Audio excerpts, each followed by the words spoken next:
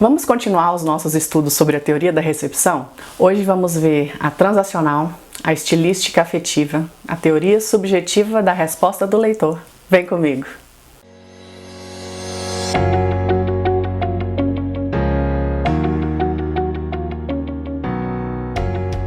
Oi gente, tudo bem com vocês? Eu sou Marina Almeida, professora de inglês e de literatura, e vamos para a segunda parte do nosso estudo sobre a teoria da recepção. Hoje a gente vai começar com a teoria da recepção transacional. Frequentemente associada ao trabalho de Louise Rosenblatt, professora universitária americana e pesquisadora que formulou muitas de suas premissas, a teoria da resposta do leitor transacional analisa a transação entre o texto e o leitor. Rosenblatt não rejeita a importância do texto em favor do leitor. Ao invés disso, ela afirma que ambos são necessários na produção de significado.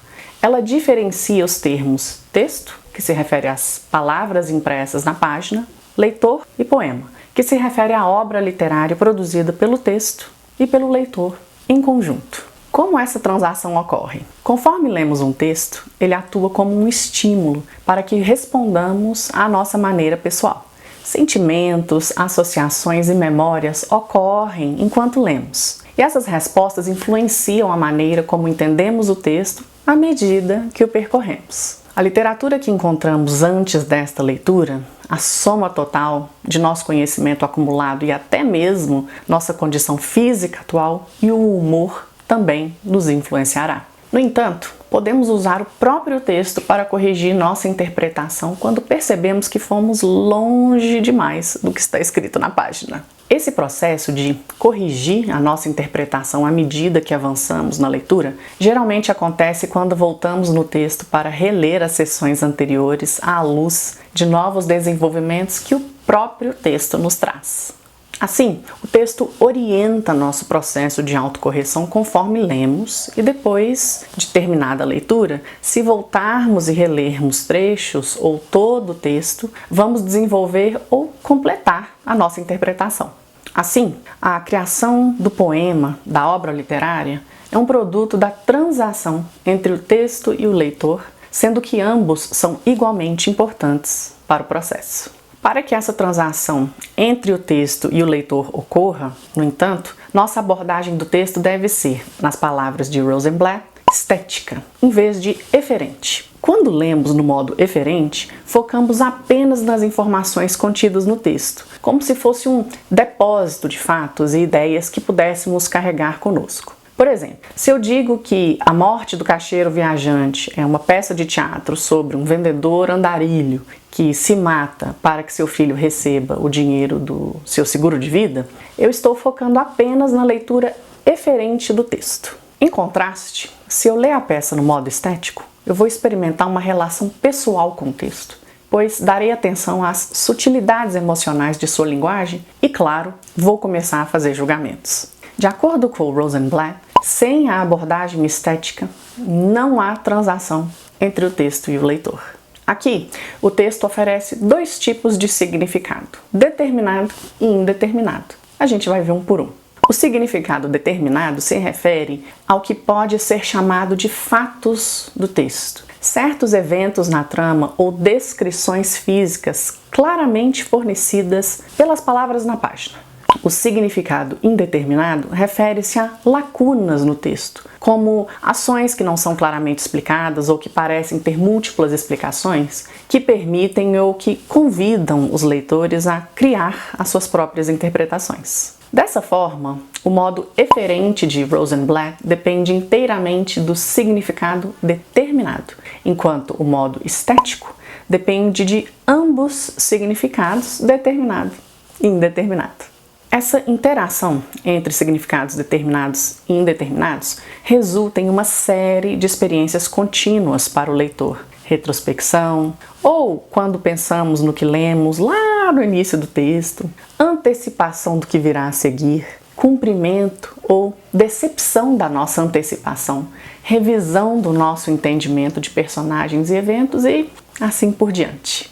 O que num determinado ponto do trabalho parece ser significado determinado, muitas vezes, em um ponto posterior da obra, parece ser indeterminado, pois o nosso ponto de vista muda de acordo com as várias perspectivas fornecidas pelo narrador, pelos personagens e pelos eventos de uma trama em desdobramento.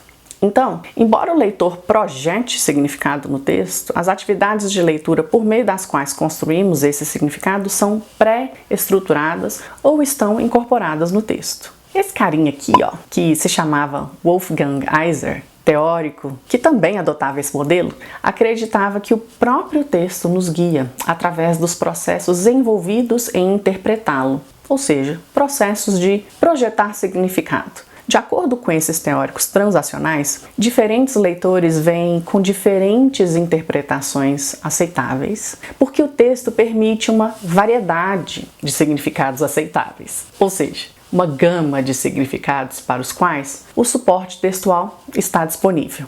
Contudo, porque há um texto real envolvido nesse processo ao qual devemos nos referir, justificar ou modificar as nossas respostas, nem todas as leituras são aceitáveis e algumas são mais aceitáveis que outras. Mesmo que tenhamos acesso às intenções declaradas dos autores ao escrever os seus textos, bem como quaisquer interpretações que esses autores podem oferecer, essas são apenas leituras adicionais ao texto, que devem ser submetidas à avaliação por essa abordagem que vimos, assim como todas as outras leituras são. Agora vamos falar da estilística afetiva. A estilística afetiva é derivada de uma análise mais aprofundada da noção de que um texto literário é um evento que ocorre no tempo, que surge quando é lido, ao invés de um objeto que existe no espaço. O texto é examinado de perto, muitas vezes linha por linha, palavra por palavra, para entender como a estilística do texto afeta o leitor no processo de leitura. Embora haja, portanto, um grande foco no texto, razão pela qual alguns teóricos consideram essa abordagem de natureza transacional, muitos praticantes da estilística afetiva não consideram o texto como um objetivo, uma entidade autônoma. Não tem um significado fixo, independente dos leitores, porque o texto consiste no resultado que produz, e esse resultado ocorre no leitor. Por exemplo, quando Stanley Fish, teórico literário, descreve como um texto é estruturado, ele está falando da estrutura da resposta do leitor à medida que ela ocorre, ou seja, de momento a momento, e não a estrutura do texto como poderíamos montá-lo, como peças de um quebra-cabeça depois que terminamos de ler. No entanto, a estilística afetiva não é uma descrição das respostas impressionistas do leitor, mas uma análise dos processos mentais produzidos por elementos específicos do texto. Na verdade, é uma análise em câmera lenta, frase por frase. Alguns dos melhores exemplos desse procedimento foram produzidos por Fish. Para entender como essa abordagem funciona, vamos dar uma olhada em sua análise da seguinte sentença.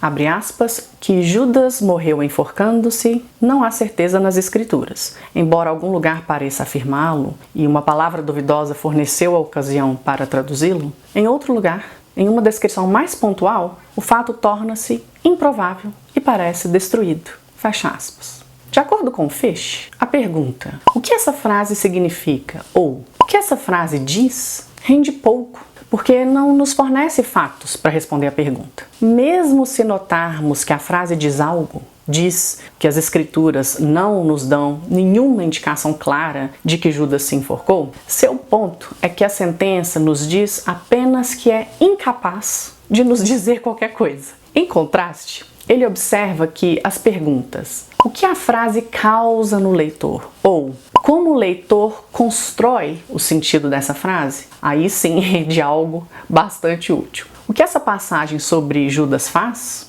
como observa Fish, é mover o leitor da certeza para a incerteza. A primeira cláusula, abre aspas, que Judas morreu enforcando-se, fecha aspas, é uma afirmação que aceitamos como uma declaração de fato. Assim, começamos com um sentimento de certeza, que nos leva, sem estarmos conscientes disso, a antecipar uma série de maneiras possíveis de terminar a frase, todas as quais seriam confirmações da nossa certeza de que Judas se enforcou. Fish oferece 3 exemplos finais que a primeira cláusula nos leva a esperar. A primeira, Judas ter morrido enforcado, é um exemplo para todos nós. Segunda, o fato de que Judas morreu enforcando-se mostra o quão consciente ele estava da enormidade do seu pecado. 3. Que Judas morreu enforcando-se, aqui o leitor faria uma pausa. Essas expectativas restringem os possíveis significados das próximas palavras na passagem. Por exemplo, não há. Nesse ponto, o leitor espera ver, não há dúvida. Mas ao invés disso, temos não há certeza. Agora, o fato de Judas ter se enforcado, sobre o qual nosso entendimento da sentença se baseou, torna-se incerto. Agora o leitor está envolvido em um tipo de atividade completamente diferente. Como Fish coloca, em vez de seguir um argumento por um caminho bem iluminado, o leitor está no escuro, à procura de luz. E em tal situação, o leitor vai ter a tendência a ler na esperança de encontrar esclarecimentos. Só que quando a gente lê a passagem, a nossa incerteza só aumenta à medida que a gente vai e volta entre as palavras que parecem prometer clareza, tipo pontuar, afirmar, e as palavras que parecem quebrar essa promessa, tipo embora, duvidosa, improvável e parece. Essas análises são realizadas por esses críticos a fim de mapear o padrão pelo qual um texto estrutura a resposta do leitor durante a leitura. Essa resposta é então usada para mostrar que o significado do texto não consiste na conclusão final que tiramos sobre o que o texto diz. Ao invés disso, o significado do texto consiste em nossa experiência do que o texto faz com a gente à medida que o lemos. Um texto é um evento que ocorre no tempo, age sobre nós à medida que lemos cada palavra e frase. Como a gente acabou de ver, a passagem de Fish primeiro reforça uma crença sobre Judas, que o leitor provavelmente já conhece, e em seguida tira esse reforço, levando o leitor a esperar encontrar uma resposta que nunca é fornecida. Se o tipo de experiência criada nesta passagem é repetido em todo o texto, então um crítico de resposta do leitor pode dizer que o texto nos ensina, por meio de um padrão de expectativas elevadas e depois frustradas, como ler esse texto e talvez como ler o mundo, porque nós desejamos um conhecimento certo, seguro. A gente vai atrás disso, a gente quer isso. Mas esse texto nos ensina que não podemos ter certeza de nada. Em outras palavras, para um crítico, esse texto não é sobre Judas ou não é sobre as Escrituras, mas sobre a experiência da leitura. Agora vamos ver a teoria subjetiva da resposta do leitor. Em total contraste com a estilística afetiva e com todas as formas de análise transacional, a teoria subjetiva da resposta do leitor não exige a análise de sinais textuais. Para esses críticos subjetivos, liderados pela obra de David Bleach, teórico literário, a resposta dos leitores é o texto. Tanto no sentido de que não existe texto para além dos significados criados pelas interpretações dos leitores, quanto no sentido de que o texto que o crítico analisa não é a obra literária, mas as respostas dos leitores. Vamos examinar cada uma dessas reivindicações mais de perto. A gente precisa entender como Bleach define o texto. Como muitos outros críticos da resposta do leitor, ele diferencia o que ele chama de objetos reais dos objetos simbólicos. Os objetos reais são objetos físicos, como mesa, cadeira, carro, livro e assim por diante. As páginas impressas de um texto literário são objetos reais. No entanto, a experiência criada quando alguém lê essas páginas impressas, como a própria linguagem, é um objeto simbólico, porque não ocorre no mundo físico, mas no mundo conceitual, isto é, na mente do leitor. É por isso que Bleach chama a leitura, os sentimentos, associações e memórias que ocorrem quando reagimos subjetivamente às palavras impressas na página de simbolização. Nossa percepção e a identificação de nossa experiência de leitura cria um mundo conceitual ou simbólico em nossa mente enquanto lemos. Portanto, quando interpretamos o significado do texto, nós estamos, na verdade, interpretando o significado da nossa própria simbolização, ou seja, o significado da experiência conceitual que criamos em resposta ao texto. Ele assim chama esse ato de ressimbolização da interpretação. A ressimbolização ocorre quando nossa experiência do texto produz em nós um desejo de explicação. Nossa avaliação da quantidade do texto também é um ato de ressimbolização. Quando a gente gosta ou não gosta de um texto, é porque nós gostamos ou não da nossa simbolização dele. Assim, o texto sobre o qual falamos não é realmente o texto na página, é o texto em nossa mente. Pelo fato de o único texto existente ser o texto na mente do leitor, este é o texto analisado por críticos subjetivos. Então por hoje é isso, gente. Eu espero que vocês tenham gostado do vídeo. No próximo, a gente vai ver teorias da recepção psicológica e social e vamos também definir leitor. Deixe seu like se você gostou, seu dislike se você não gostou, suas críticas e suas sugestões e se inscreva no canal. Eu te encontro então no próximo vídeo. Até lá, um grande beijo, tchau!